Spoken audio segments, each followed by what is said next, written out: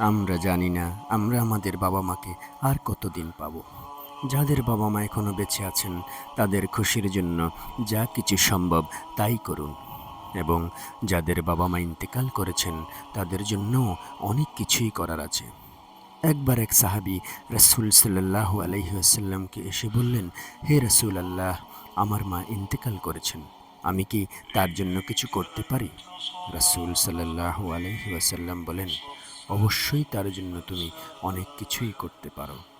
তার জন্য দোয়া করো, তার গুনাহ মাফের জন্য দোয়া করো, তার হয়ে দান সাদেকা করো, কোরবানি দাও, তার হয়ে হজ করো, উমরাহ করো, তার আত্মীয় স্বজনের সাথে দেখা করো, ভালো সম্পর্ক বজায় রাখো।